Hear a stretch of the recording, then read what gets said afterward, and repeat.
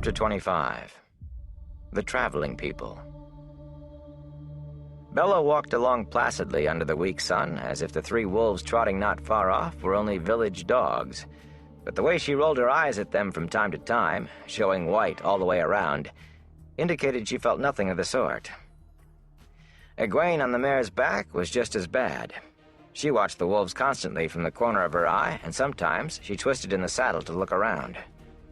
Perrin was sure she was hunting for the rest of the pack, though she denied it angrily when he suggested as much, denied being afraid of the wolves that paced them, denied worrying about the rest of the pack or what it was up to. She denied and went right on looking, tied-eyed and wetting her lips uneasily. The rest of the pack was far distant. He could have told her that. What good, even if she believed me? Especially if she did. He was of no mind to open that basket of snakes until he had to. He did not want to think about how he knew. The fur-clad man loped ahead of them, sometimes looking almost like a wolf himself, and he never looked around when Dapplehopper and the wind appeared, but he knew too. The Emmons Fielders had wakened at dawn that first morning to find Elias cooking more rabbit and watching them over his full beard without much expression. Except for Dapple, Hopper, and Wind, no wolves were to be seen. In the pale early daylight, deep shade still lingered under the big oak, and the bare trees beyond looked like fingers stripped to the bone. "They're around," Elias answered when Egwene asked where the rest of the pack had gone. "Close enough to help, if need be. Far enough off to avoid any human trouble we get into. Sooner or later, there's always trouble when there's two humans together. If we need them, they'll be there." Something tickled the back of Perrin's mind as he ripped free a bite of roast rabbit. A direction vaguely sensed. Of course. That's where they... The hot juices in his mouth abruptly lost all taste. He picked at the tubers Elias had cooked in the coals.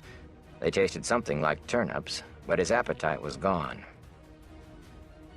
When they had started out, Egwene insisted that everyone take a turn riding, and Perrin did not even bother to argue. "First turn is yours," he told her. She nodded. "And then you, Elias." "My own legs are good enough for me," Elias said. He looked at Bella, and the mare rolled her eyes as if he were one of the wolves. "Besides, I don't think she wants me riding her." "That's nonsense," Egwene replied firmly. "There's no point in being stubborn about it. The sensible thing is for everybody to ride sometimes. According to you, we have a long way still to go." "I said no, girl." She took a deep breath, and Perrin was wondering if she would succeed in bullying Elias the way she did him, when he realized she was standing there with her mouth open, not saying a word. Elias was looking at her, just looking, with those yellow wolf's eyes. Egwene stepped back from the raw-boned man and licked her lips, and stepped back again. Before Elias turned away, she had backed all the way to Bella and scrambled up onto the mare's back. As the man turned to lead them south, Perrin thought his grin was a good deal like a wolf's, too. For 3 days they traveled in that manner, walking and riding south and east all day, stopping only when twilight thickened. Elias seemed to scorn the haste of city men, but he did not believe in wasting time when there was somewhere to go. The three wolves were seldom seen. Each night they came to the fire for a time, and sometimes in the day they showed themselves briefly, appearing close at hand when least expected, and vanishing in the same manner. Perrin knew they were out there, though, and where. He knew when they were scouting the path ahead, and when they were watching the back trail. He knew when they left the pack's usual hunting grounds, and Dapple sent the pack back to wait for her. Sometimes the three that remained faded from his mind, but long before they were close enough to see again, he was aware of them returning. Even when the trees dwindled to wide scattered groves separated by great swaths of winter-dead grass, they were as ghosts when they did not want to be seen. But he could have pointed a finger straight at them at any time. He did not know how he knew, and he tried to convince himself that it was just his imagination playing tricks, but it did no good. Just as Elias knew, he knew. He tried not thinking about wolves, but they crept into his thoughts all the same. He had not dreamed about Baalzamon since meeting Elias and the wolves. His dreams, as much as he remembered of them on waking, were of everyday things, just as he might have dreamed at home. before Bearlawn, before winter night. Normal dreams, with one addition. In every dream, he remembered there was a point where he straightened from Master Luhan's forge to wipe the sweat from his face, or turned from dancing with the village girls on the green, or lifted his head from a book in front of the fireplace, and whether he was outside or under a roof, there was a wolf close to hand. Always the wolf's back was to him, and always he knew, in the dreams it seemed the normal course of things, even at Alsbeth Luhan's dinner table, that the wolf's yellow eyes were watching for what might come, guarding against what might come.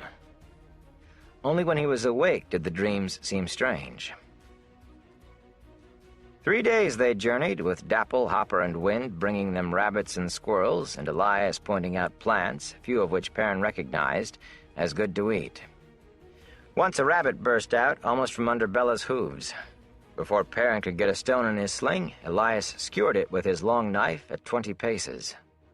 Another time Elias brought down a fat pheasant on the wing with his bow.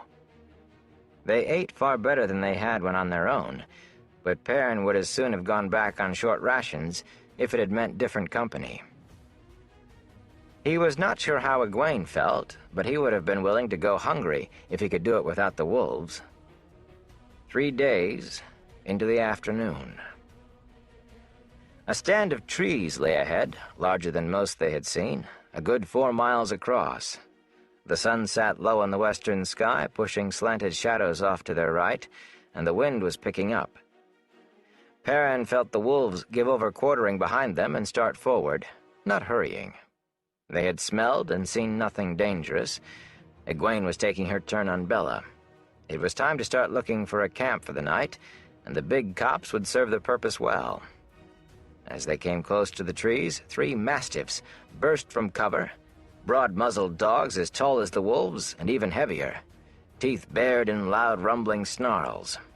They stopped short as soon as they were in the open, but no more than 30 feet separated them from the 3 people, and their dark eyes kindled with a killing light. Bella, already on edge from the wolves, whinnied and almost unseated Egwene, but Perrin had his sling whirling around his head in an instant. No need to use the axe on dogs. A stone in the ribs would send the worst dog running. Elias waved a hand at him without taking his eyes from the stiff-legged dogs. Hist! None of that now. Perrin gave him a puzzled frown, but let the sling slow its spin and finally fall to his side. Egwene managed to get Bella under control. She and the mare both watched the dogs warily. The mastiff's hackles stood stiff, and their ears were laid back, and their growls sounded like earthquakes. Abruptly, Elias raised one finger shoulder-high and whistled, a long, shrill whistle that rose higher and did not end. The growls cut off raggedly. The dogs stepped back, whining and turning their heads as if they wanted to go, but were held. Their eyes remained locked to Elias's finger. Slowly, Elias lowered his hand, and the pitch of his whistle lowered with it. The dogs followed until they lay flat on the ground, their tongues lolling from their mouths. 3 tails wagged. "See," Elias said, walking to the dogs. "There's no need for weapons." The mastiffs licked his hands, and he scratched their broad heads and fondled their ears. "They look meaner than they are. They meant to frighten us off, and they wouldn't have bitten unless we tried to go into the trees. Anyway, there's no worry of that now. We can make the next thicket before full dark." When Perrin looked at Egwene, her mouth was hanging open. He shut his own mouth with a click of teeth. Still patting the dogs, Elias studied the stand of trees. "There'll be Cauthon here. The traveling people." They stared at him blankly, and he added, "Tinkers." "Tinkers?" Perrin exclaimed. "I've always wanted to see the Tinkers. They camp across the river from Tarn Ferry sometimes, but they don't come down into the 2 rivers as far as I know. I don't know why not." Egwene sniffed. "Probably because the Tarn Ferry folk are as great thieves as the Tinkers.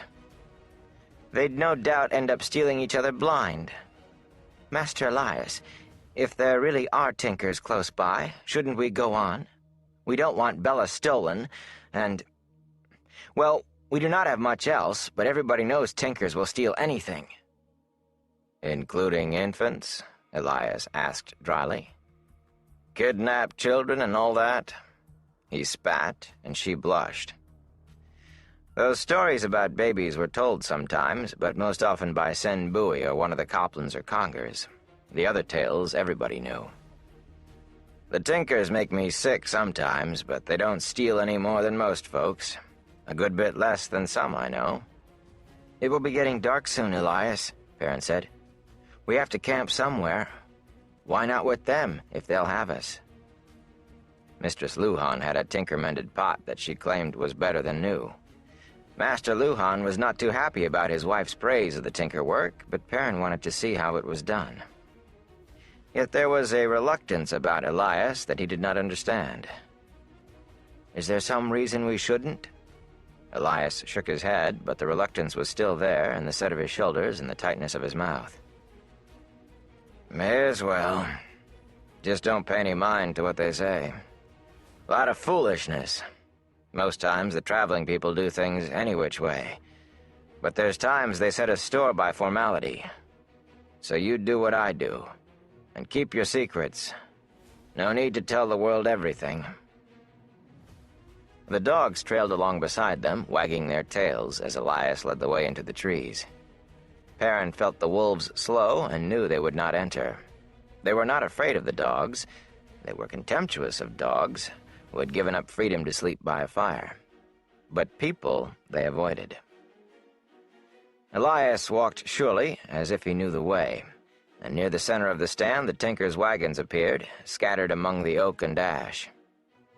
Like everyone else in Emmonsfield, Perrin had heard a good deal about the Tinkers, even if he had never seen any, and the camp was just what he expected. Their wagons were small houses on wheels, tall wooden boxes lacquered and painted in bright colors, reds and blues and yellows and greens, and some hues to which he could not put a name.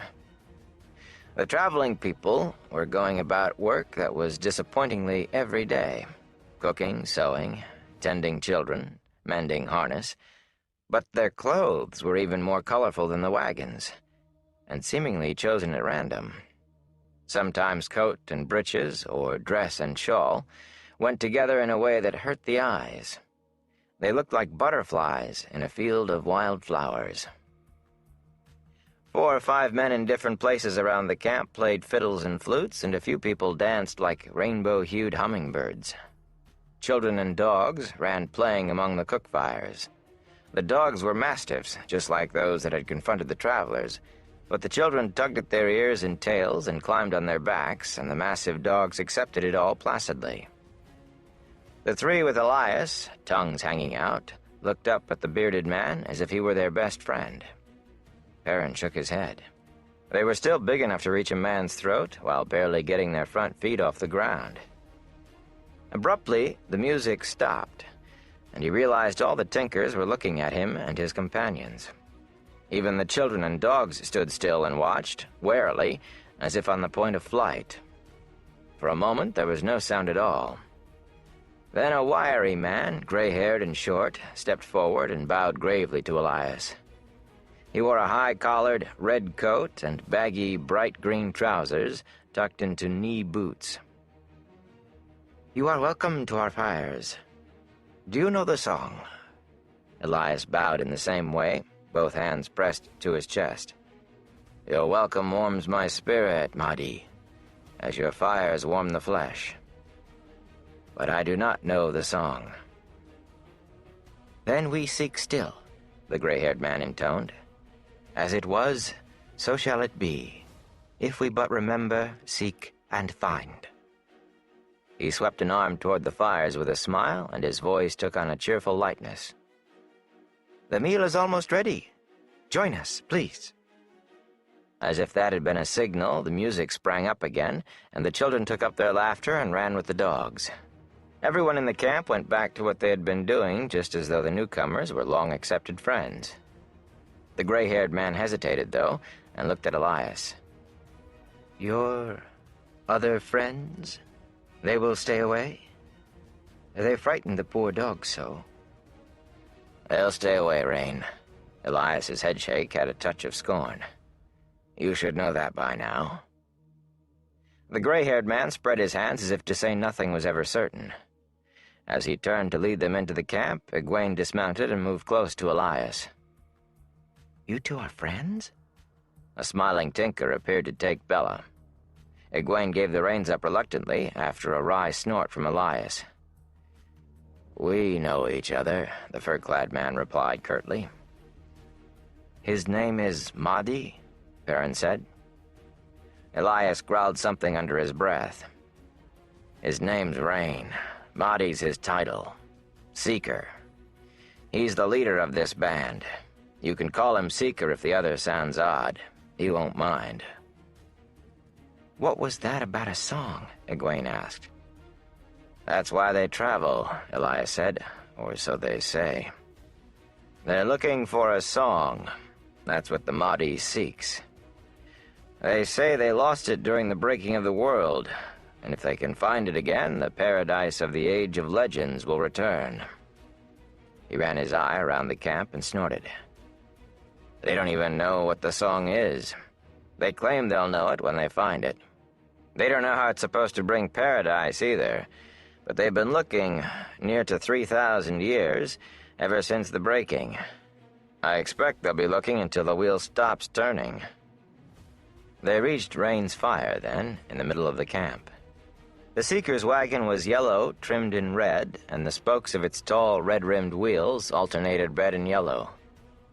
A plump woman, as gray as Rain, but smooth-cheeked still, came out of the wagon and paused on the steps at its back end, straightening a blue-fringed shawl on her shoulders. Her blouse was yellow and her skirt red, both bright. The combination made Perrin blink, and Egwene made a strangled sound. When she saw the people following Rain, the woman came down with a welcoming smile. She was Ila, Rain's wife, a head taller than her husband, and she soon made Perrin forget about the colors of her clothes. She had a motherliness that reminded him of Mistress Alvear and had him feeling welcome from her first smile. Ila greeted Elias as an old acquaintance, but with a distance that seemed to pain Rain. Elias gave her a dry grin and a nod. Perrin and Egwene introduced themselves, and she clasped their hands in both of hers with much more warmth than she had shown Elias, even hugging Egwene. "Why, you're a lovely child," she said, cupping Egwene's chin and smiling. "And chilled to the bone, too, I expect. You sit close to the fire, Egwene. All of you sit. Supper is almost ready." Fallen logs had been pulled around the fire for sitting. Elias refused even that concession to civilization. He lounged on the ground instead. Iron tripods held 2 small kettles over the flames, and an oven rested in the edge of the coals. Ila tended them. As Perrin and the others were taking their places, a slender young man wearing green stripes strolled up to the fire. He gave Rain a hug and Ila a kiss, and ran a cool eye over Elias and the Emmons Fielders. He was about the same age as Perrin, and he moved as if he were about to begin dancing with his next step. "Well, Aram," Ila smiled fondly, "you have decided to eat with your old grandparents for a change, have you?" Her smile slid over to Egwene as she bent to stir a kettle hanging over the cook fire. "I wonder why."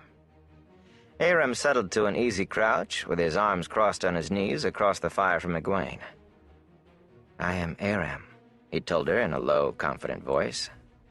He no longer seemed aware that anyone was there except her. "I have waited for the first rose of spring, and now I find it at my grandfather's fire."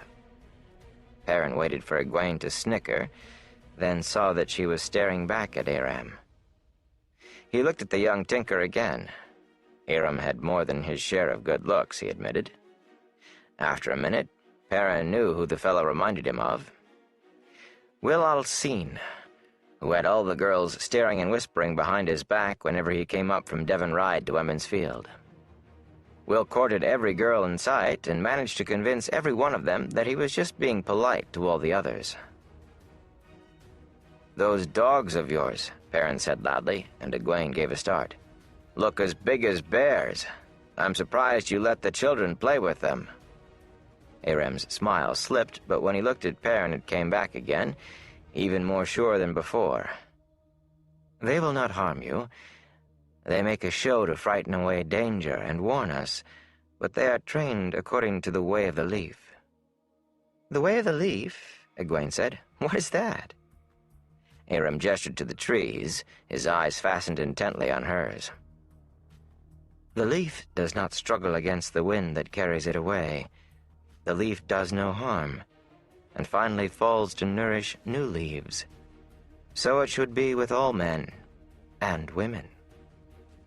Egwene stared back at him, a faint blush rising in her cheeks. "But what does that mean?" Perrin said. Aram gave him an irritated glance, but it was Rain who answered. "It means that no man should harm another for any reason whatsoever." The Seeker's eyes flickered to Elias. "There is no excuse for violence. None. Not ever." "What if somebody attacks you?" Perrin insisted. "What if somebody hits you or tries to rob you or kill you?" Rain sighed, a patient sigh, as if Perrin was just not seeing what was so clear to him. "If a man hit me, I would ask him why he wanted to do such a thing. If he still wanted to hit me, I would run away, as I would if he wanted to rob or kill me. Much better that I let him take what he wanted, even my life, than that I should do violence. And I would hope that he was not harmed too greatly." "But you said you wouldn't hurt him," Perrin said. "I would not. But violence harms the one who does it as much as the one who receives it." Perrin looked doubtful. "You could cut down a tree with your axe," Rain said. "The axe does violence to the tree and escapes unharmed. Is that how you see it? Wood is soft compared to steel, but the sharp steel is dulled as it chops, and the sap of the tree will rust and pit it. The mighty axe does violence to the helpless tree and is harmed by it. So it is with men, though the harm is in the spirit." "But—" "Enough," Elias growled, cutting Perrin off. "Rain, it's bad enough you trying to convert village younglings to that nonsense. It gets you in trouble almost everywhere you go, doesn't it? But I didn't bring this lot here for you to work on them. Leave over." "And leave them to you," Ela said, grinding herbs between her palms and letting them trickle into one of the kettles. Her voice was calm, but her hands rubbed the herbs furiously. "Will you teach them your way, to kill or die? Will you lead them to the fate you seek for yourself, dying alone with only the ravens and your friends to squabble over your body?" "Be at peace, Ela," Rain said gently, as if he had heard this all and more 100 times. "He has been welcomed to our fire, my wife." Ela subsided, but Perrin noticed that she made no apology. Instead, she looked at Elias and shook her head sadly, then dusted her hands and began taking spoons and pottery bowls from a red chest on the side of the wagon. Rain turned back to Elias. "My old friend, how many times must I tell you that we do not try to convert anyone? When village people are curious about our ways, we answer their questions. It is most often the young who ask, true, and sometimes one of them will come with us when we journey on. But it is of their own free will." "You tried telling that to some farm wife who's just found out her son or daughter has run off with you tinkers," Elias said wryly. "That's why the bigger towns won't even let you camp nearby. Villages put up with you for your mending things, but the cities don't need it, and they don't like you talking their young folks into running off." "I would not know what the cities allow." Rain's patience seemed inexhaustible. He certainly did not appear to be getting angry at all. "There are always violent men in cities. In any case, I do not think the song could be found in a city." "I don't mean to offend you, Seeker," Perrin said slowly, "but, well, I don't look for violence. I don't think I've even wrestled anybody in years except for feast day games. But if somebody hit me, I'd hit him back. If I didn't, I would just be encouraging him to think he could hit me whenever he wanted to. Some people think they can take advantage of others, and if you don't let them know they can't, they'll just go around bullying anybody weaker than they are. Some people, Aram said, with a heavy sadness, can never overcome their baser instincts. He said it with a look at Perrin that made it clear he was not talking about the bullies Perrin spoke of. "I'll bet you get to run away a lot," Perrin said. And the young tinker's face tightened in a way that had nothing to do with the way of the leaf. "I think it is interesting," Egwene said, glaring at Perrin, "to meet someone who doesn't believe his muscles can solve every problem." Aram's good spirits returned, and he stood, offering her his hands with a smile. "Let me show you our camp. There is dancing. I would like that." She smiled back.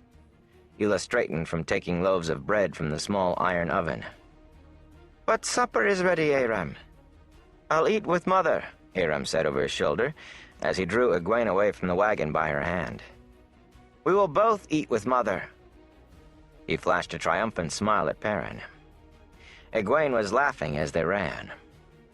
Perrin got to his feet, then stopped. It was not as if she could come to any harm, not if the camp followed this way of the leaf, as Rain said. Looking at Rain and Hila, both staring dejectedly after their grandson, he said, "I'm sorry. I am a guest, and I shouldn't have—" "Don't be foolish," Hila said soothingly. "It was his fault, not yours. Sit down and eat." "Aram is a troubled young man," Rain added sadly. "He is a good boy, but sometimes I think he finds the way of the leaf a hard way. Some do, I fear. Please, my fire is yours. Please?" Perrin sat back down slowly, still feeling awkward. "What happens to somebody who can't follow the way?" he asked. "A tinker, I mean." Rain and Hila exchanged a worried look, and Rain said, "They leave us. The lost go to live in the villages." Hila stared in the direction her grandson had gone. "The lost cannot be happy." She sighed, but her face was placid again when she handed out the bowls and spoons. Perrin stared at the ground, wishing he had not asked, and there was no more talk while Hila filled their bowls with the thick vegetable stew and handed out thick slices of her crusty bread, nor while they ate. The stew was delicious, and Perrin finished 3 bowls before he stopped. Elias, he noted with a grin, emptied 4. After the meal, Rain filled his pipe, and Elias produced his own and stuffed it from Rain's oilskin pouch. When the lighting and tamping and relighting were done, they settled back in silence. Hila took out a bundle of knitting. The sun was only a blaze of red above the treetops to the west. The camp had settled in for the night, but the bustle did not slow, only changed. The musicians who had been playing when they entered the camp had been replaced by others, and even more people than before danced in the light of the fires, their shadows leaping against the wagons. Somewhere in the camp, a chorus of male voices rose. Perrin slid down in front of the log and soon felt himself dozing. After a time, Rain said, "Have you visited any of the Cauthon, Elias, since you were with us last spring?" Perrin's eyes drifted open and half shut again. "No," Elias replied around his pipe stem. "I don't like being around too many people at once." Rain chuckled. "Especially people who live in a way so opposite to your own, eh?" "No, my old friend, don't worry. I gave up years ago hoping you would come to the way. But I have heard a story since last we met, and if you have not heard it yet, it might interest you. It interests me, and I have heard it again and again, every time we meet others of the people." "I'll listen." "It begins in the spring 2 years ago, with a band of the people who were crossing the waste by the northern route." Perrin's eyes shot open. "The waste? The Aiel waste? They were crossing the Aiel waste?" "Some people can enter the waste without being bothered," Elias said. "Gleemen, peddlers, if they're honest. The Cauthon cross the waste all the time. Merchants from Cairhien used to, before the tree and the Aiel War." "The Aielmen avoid us," Rain said sadly. though many of us have tried to speak with them. They watch us from a distance, but they will not come near us nor let us come near them. Sometimes I worry that they might know the song, though I suppose it isn't likely. Among Aiel, men do not sing, you know. Isn't that strange? From the time an Aiel boy becomes a man, he will not sing anything but battle chants or their dirge for the slain. I have heard them singing over their dead and over those they have killed. That song is one to make the stones weep. Ila, listening, nodded agreement over her knitting. Perrin did some quick rethinking. He had thought the Tinkers must be afraid all the time, with all this talk of running away. But no one who was afraid would even think of crossing the Aiel Waste. From what he had heard, no one who was sane would try crossing the waste. If this is some story about a song, Elias began, but Rain shook his head. No, my old friend, not a song. I am not sure I know what it is about. He turned his attention to Perrin. Young Aiel often travel into the Blight. Some of the young men go alone, thinking for some reason that they have been called to kill the Dark One. Most go in small groups, to hunt Trollocs. Rain shook his head sadly, and when he went on, his voice was heavy. 2 years ago, a band of the people crossing the waste about 100 miles south of the Blight found one of these groups. Young women, Hila put in, as sorrowful as her husband. Little more than girls. Perrin made a surprised sound, and Elias grinned at him wryly. You girls don't have to tend house and cook if they don't want to, boy. The ones who want to be warriors instead join one of the warrior societies. Fardarai's Mai, the Maidens of the Spear, and fight right alongside the men. Perrin shook his head. Elias chuckled at his expression. Rain took up the story again, distaste and perplexity mingled in his voice. The young women were all dead, except one, and she was dying. She crawled to the wagons. It was clear she knew they were to Cauthon. Her loathing outweighed her pain, but she had a message so important to her that she must pass it on to someone, even us, before she died. Men went to see if they could help any of the others.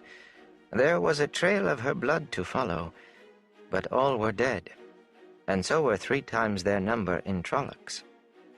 Elias sat up, his pipe almost falling from between his teeth.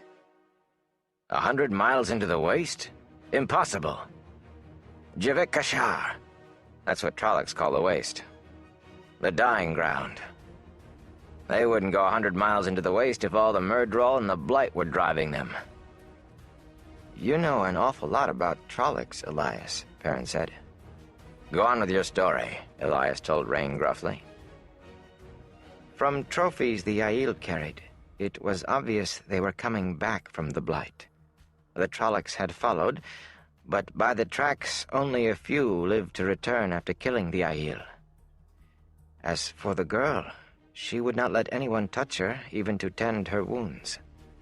But she seized the seeker of that band by his coat. And this is what she said, word for word. Leaf Blighter means to blind the eye of the world, Lost One. He means to slay the great serpent. Warn the people, Lost One. Sightburner comes. Tell them to stand ready for he who comes with the dawn. Tell them. And then she died. Leaf Blighter and Sightburner, Rain added to Perrin, are Aiel names for the Dark One. But I don't understand another word of it. Yet she thought it important enough to approach those she obviously despised, to pass it on with her last breath. But to who? We are ourselves the people, but I hardly think she meant it for us. The Aiel? They would not let us tell them if we tried. He sighed heavily. She called us the Lost. I never knew before how much they loathe us. Hila set her knitting in her lap and touched his head gently. Something they learned in the Blight, Elias mused, but none of it makes sense. Slay the great serpent? Killed time itself? And blind the eye of the world? As well say he's going to starve a rock. Maybe she was babbling, Rain. Wounded, dying, she could have lost her grip on what was real. Maybe she didn't even know who those Cauthon were. She knew what she was saying, and to whom she was saying it. Something more important to her than her own life, and we cannot even understand it. When I saw you walking into our camp, I thought perhaps we would find the answer at last, since you were. Elias made a quick motion with his hand, and Rain changed what he had been going to say. Are a friend, and know many strange things. Not about this, Elias said in a tone that put an end to talk. The silence around the campfire was broken only by the music and laughter drifting from other parts of the night-shrouded camp.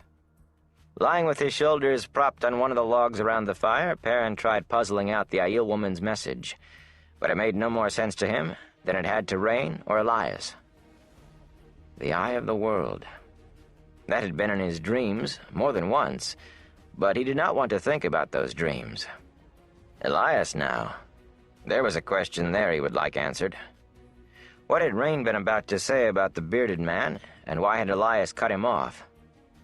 He had no luck with that either. He was trying to imagine what Aiel girls were like, going into the Blight where only warders went that he had ever heard, fighting Trollocs. When he heard Egwene coming back, singing to herself. Scrambling to his feet, he went to meet her at the edge of the firelight. She stopped short, looking at him with her head tilted to one side. In the dark, he could not read her expression. "You've been gone a long time," he said. "Did you have fun?" "We ate with his mother," she answered, "and then we danced and laughed. It seems like forever since I danced." "He reminds me of Will Alcine. You always had sense enough not to let Will put you in his pocket." "Aram is a gentle boy who is fun to be with," she said in a tight voice. "He makes me laugh." Perrin sighed. "I'm sorry. I'm glad you had fun dancing." Abruptly, she flung her arms around him, weeping on his shirt. Awkwardly, he patted her hair. Rand would know what to do, he thought. Rand had an easy way with girls. Not like him, who never knew what to do or say. "I told you I'm sorry, Egwene. I really am glad you had fun dancing. Really." "Tell me they're alive," she mumbled into his chest. "What?" She pushed back to arm's length, her hands on his arms, and looked up at him in the darkness. "Rand and Matt, the others, tell me they are alive." He took a deep breath and looked around uncertainly. "They are alive," he said finally. "Good." She scrubbed at her cheeks with quick fingers. "That is what I wanted to hear. Good night, Perrin. Sleep well." Standing on tiptoe, she brushed a kiss across his cheek and hurried past him before he could speak. He turned to watch her. Ela rose to meet her, and the two women went into the wagon talking quietly. Rand might understand it, he thought, but I don't.